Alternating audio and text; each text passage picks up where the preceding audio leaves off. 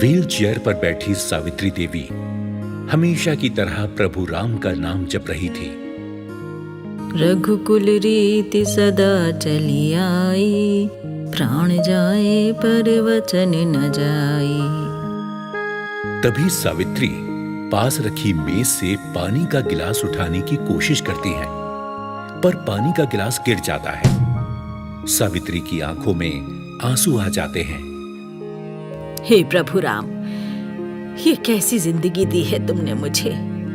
एक बोझ बनकर रह गई हूं मैं। क्या मुझे इस मुसीबत से निकालने का कोई रास्ता नहीं है? तभी पड़ोस की लड़की गिलास गिरने की आवाज सुनकर आ जाती है। क्या हुआ आंटी? कुछ नहीं बेटी माला, मैं पानी पीने के लिए गिलास उठा रही थी, पर गिलास गिर गया। तो आप मुझे आवाज दे लेती, आपकी आवाज मेरे घर तक आ जाती है आंटी। पर कोई बात नहीं, अभी मैं आ गई हूँ, ये लीजिए पानी। माला एक गिलास में पानी डालकर सावित्री को देती है।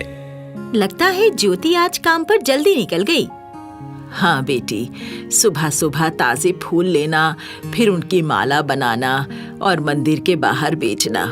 अगर जल्दी ना निकले तो ताजा फूल नहीं मिल पाएंगे, तो फिर वो दिहाड़ी कैसे कमाएगी?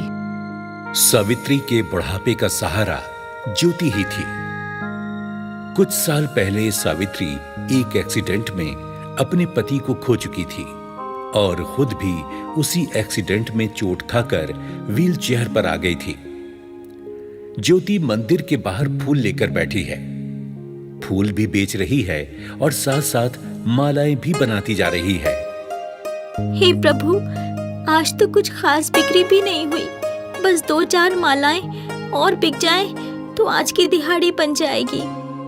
तभी ज्योति के कानों में एक बच्चे की आवाज पड़ी। बचाओ बचाओ, अरे कोई बचाओ बचाओ। आवाज मंदिर के पास वाले तालाब से आ रही थी। ज्योति भागकर तालाब के पास पहुंची। उसने देखा कि एक बच्चा तालाब में डूब रहा है। ज्योति ने तालाब में छलांग लगा दी। मंदिर के पास बने इस तालाब में लोग सिक्के फेंककर हाथ जोड़कर नमन करते हैं। दूसरों की देखा देखी उस बच्चे ने भी तालाब में सिक्का फेंका और सिक्का फेंकने में उसका पैर फिसल गया। ज्योति किसी तरह उस बच्चे को बचाकर बाहर ले आई। अरे वाह, तुम तो बहुत बहादुर लड़की हो। हाँ भाई, लगता है इसने बहुत छोटी उम्र में ही तैराकी सीख ली। आज काम आ गई। पर इसके माता पिता कहाँ हैं? तभी उस बच्चे के माता पिता वहां पहुंच गए। अरे बंटू, कुछ हुआ तो नहीं तुझे बेटा? मेरा बंटू। बहन जी, आपके बेटे को इस फूल वाली ने बचाया है। बेचारी की बिक्री पर भी असर पड़ेगा, पर इसने किसी बात की परवाह ना करते हुए आपके बच्चे को बचा लिया। तुम्हारा बहुत बहुत धन्यवाद बेटी। ये लो, हमारी ओर से कुछ पैसे रख लो। तुम्हारी बिक्री का जो नुकसान हुआ है ना, वो पूरा हो जाएगा इससे। बाकी तुमने हमारे बच्चे की जो जान बचाई, उसका एहसान तो हमारे ऊपर हमेशा रहेगा। नहीं नहीं अंकल, मुझे पैसे नहीं चाहिए। ये मेरे छोटे भाई की ही तरह है। वैसे भी किसी की मदद करने के लिए कभी पैसे नहीं लेने चाहिए। मेरी माँ ने यही सिखाया है। वाह, तुम्हारे संस्कार बहुत अच्छे हैं बेटी। हम तुम्हारा एहसान कभी नहीं भूलेंगे। ज्योति वापस अपनी फूलों की दुकान पर चली गई और टोकरी में पड़ी अपनी मालाओं को देखने लगी। ये मालाएं तो अभी तक नहीं बिकी, आज की दिहाड़ी तो गई। तभी एक छोटी सी किताब उसकी फूलों की टोकरी में आकर गिरी। अरे ये क्या? ये तो हनुमान चालीसा है, पर ये यहाँ कैसे आ गई? तभी एक बूढ़ा सा व्यक्ति जिसके हाथों में काफी सारी किताबें थी, उसके पास आया। ये किताब मेरी है बेटी। मैं हनुमान चालीसा और पूजा की किताबें बेचकर अपना गुजारा चलाता हूँ। ये लो बाबा, अपनी किताब रख लो। नहीं नहीं बेटी, इसे तुम ही रख लो। आज तक ऐसा नहीं हुआ कि मेरे हाथों से कभी कोई किताब गिरी हो। इस हनुमान चालीसा का इस तरह तुम्हारी फूलों की टोकरी में आकर गिरना इसका अर्थ है प्रभु श्री राम इस किताब को तुम तक पहुंचाना चाहते हैं। मुझ तक पहुंचाना चाहते हैं? हाँ बिटिया, तभी तो ये तुम तक आई है। हनुमान चालीसा का बहुत प्रताप है बिटिया। 40 दिन तक इस चालीसा का पाठ करने से सारे संकट दूर हो जाते हैं। बजरंग बली जी उसकी उसी तरह मदद करते हैं जैसे संजीवनी बूटी लाकर लक्ष्मण जी को उन्होंने जीवन दान दिया था। अच्छा एक बात बताओ बिटिया, तुम्हें पढ़ना तो आता है ना? जी बाबा, पढ़ना तो आता है। बहुत बढ़िया। तो तुम हर शाम को बजरंग बली जी की हनुमान चालीसा का पाठ करो, तुम्हारी सारी मुश्किलें दूर हो जाएंगी। इसके बदले में तुम चाहो तो मुझे कुछ फूल दे दो। मैं प्रभु श्री राम और बजरंग बली के चरणों में प्रणाम कर उनका आशीर्वाद ले लूंगा। ठीक है बाबा, ये लो फूल। बाबा ने ज्योति से फूल लिए और चले गए।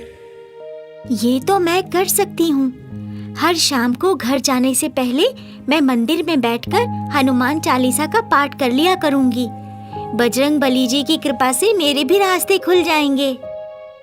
ज्योति ने जो फैसला किया उस पर अमल भी किया और शाम को घर जाने से पहले मंदिर में बजरंग बली जी की मूर्ति के सामने बैठ गई और हनुमान चालीसा का पाठ किया।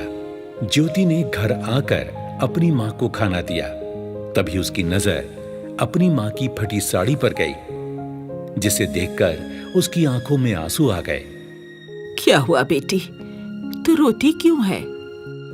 माँ, मैं इतनी कोशिश करके भी आपके लिए एक साड़ी नहीं ला पा रही हूँ। क्यों मन छोटा करती है बेटी? मैं घर पर ही तो रहती हूँ, कौन सा कहीं जाती हूँ। माँ, आज एक बहुत अद्भुत घटना हुई। मेरी फूलों की टोकरी में हनुमान चालीसा आकर गिरी। एक बाबा के कहने पर मैंने आज से हनुमान चालीसा का पाठ शुरू किया है। तुम देखना माँ, 40 दिन पूरे होते ही हमारे भी सुख के दिन शुरू हो जाएंगे। ज्योति ने माँ को खाना खिलाया, दवाई खिलाई और सोने चली गई।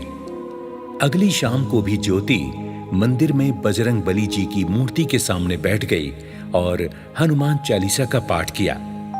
अगली सुबह जैसे ही ज्योति घर से निकलने को हुई, तभी मकान मालिक आ गया। वाह वाह वाह वाह, लोग ठीक ही कहते हैं भाई, पढ़ लिख कर लोग स्मार्ट हो जाते हैं। तुम भी काफी स्मार्ट हो गई हो, हैं? शुक्रिया सेठ जी, पर मैंने ऐसा क्या किया? अब देखो ना, तुम सुबह सुबह मुंह अंधेरे ही निकल जाती हो, क्योंकि तुम्हें पता है बाद में मैं आकर किराया मांगूंगा। पीछे से अपाहिज माँ होगी तो उसे तो मैं कुछ कह नहीं सकता। पर देखो, आज मैं तुमसे भी ज्यादा स्मार्ट हो गया और तुम्हें सही समय पर आकर पकड़ लिया। सेठ जी, आप तो हमारी हालत जानते हैं। हम अभी किराया देने की हालत में नहीं हैं। थोड़ी मोहलत दे दीजिए। बाकी सुबह तो मैं इसलिए जल्दी निकल जाती हूँ क्योंकि मुझे फूल खरीदने जाना होता है। बेटी, तुम भी मेरी हालत जानती हो अच्छी तरह से। मेरे खर्चे पानी का प्रबंध लोगों से मिलने वाले किराए पर ही तो होता है। मेरी हालत पर रहम करो, मुझे भूखा मत मारो, तुम्हें पाप लगेगा। मेरा ये मकान तुरंत खाली कर दो, मैं किसी और को देकर अपना गुजारा चला लूंगा। पर सेठ जी। अरे कोई सेठ वेठ नहीं, आज तुमसे बात हो गई बस। मुझे आज ही मकान खाली चाहिए, नहीं तो कल तुम मिलो या ना मिलो, मैं तुम्हारी माँ को घर के बाहर निकाल दूंगा। ज्योति की आंखों से आंसू बहने लगे, पर उसके सामने रास्ता भी क्या था। वो माँ को लेकर कहीं और जाने का मन बनाने लगी। एक झोपड़पट्टी में ज्योति ने अपनी माँ को लाकर रख दिया। सारा दिन भाग दौड़ के कारण वो थकी हुई थी, पर तभी उसे ध्यान आया।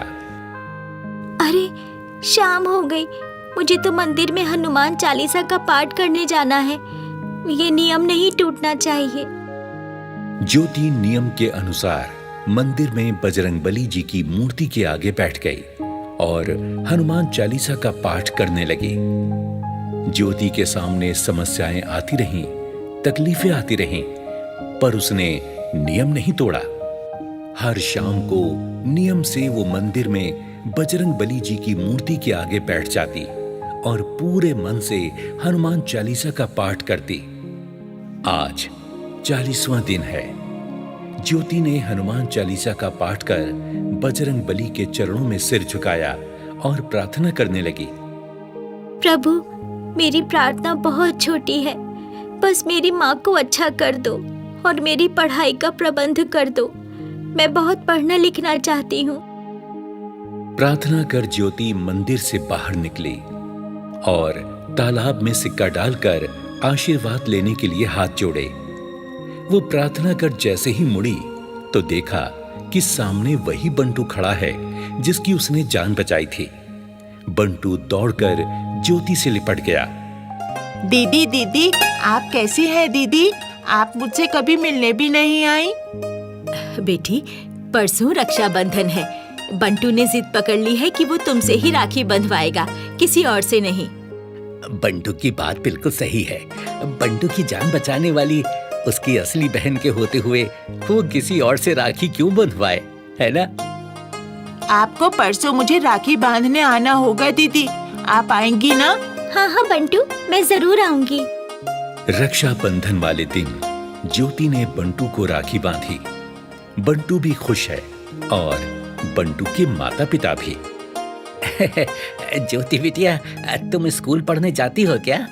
नहीं अंकल, पहले जाती थी, पर अभी तो मुझे अपने और अपनी माँ के लिए कुछ कमाना होता है, इसलिए नहीं जा पाती। पर तुम अब से जाओगी। जब बंटू स्कूल जाता है तो उसकी दीदी भी जाएगी। हाँ माँ, मैं और दीदी साथ साथ स्कूल जाएंगे। पर मुझे मेरी माँ की देखभाल भी करनी होती है ना। बिटिया, उसकी चिंता मत करो, हम तुम्हारी माँ की देखभाल का इंतजाम भी कर देंगे और उनका इलाज भी करवाएंगे। ज्योति की आंखों से आंसू बहने लगे। वो बहुत खुश थी कि बजरंग बली जी ने उसकी प्रार्थना सुन ली थी। ज्योति मंदिर के बाहर खड़े आने जाने वालों को हनुमान चालीसा की प्रतियां बांट रही थी और मनी मन सोच रही थी, जिस तरह हनुमान चालीसा के प्रताप से मेरा जीवन बदला, दूसरों का भी बदलना चाहिए। हनुमान चालीसा के पाठ से उनके भी संकट दूर हो जाएंगे। आने जाने वाले लोग ज्योति से हनुमान चालीसा की प्रति लेते हैं और उसे माथे से लगाते हैं। तभी ज्योति की नजर उस बाबा पर पड़ी जिसने उसे हनुमान चालीसा दी थी। ज्योति उस बाबा के पास गई। प्रणाम बाबा, आपने सही कहा था। हनुमान चालीसा के पाठ से मेरा जीवन बदल गया। मेरे जीवन की मुश्किलें दूर हो गई। इसमें तुम्हारी भी तो हिम्मत है बेटी। तुमने अपना नियम नहीं तोड़ा। एक बार प्रण करके नियम से काम को किया जाए तो सफलता मिलती ही है। हनुमान चालीसा का पाठ करने के दिनों में तुम्हारी मुश्किलें बढ़ी, पर तुमने नियम नहीं तोड़ा। प्रभु परीक्षा लेते हैं, पर घबराना नहीं चाहिए।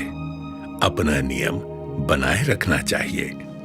बाबा, मैं आपकी कृपा कभी नहीं भूलूंगी। आपने ही मुझे ये रास्ता दिखाया है। बाबा ज्योति की बात सुनकर मुस्कुराए और देखते ही देखते एक पेड़ के पीछे अदृश्य हो गए। ज्योति को न जाने क्यों ऐसा लगा जैसे साक्षात हनुमान जी ही उसके सामने थे और उसकी मदद करके वो आंखों से ओझल हो गए। ज्योति ने हाथ जोड़कर आंखें बंद की, सिर झुकाया और बस इतना ही कहा, जय बजरंग बली, जय हनुमान चालीसा।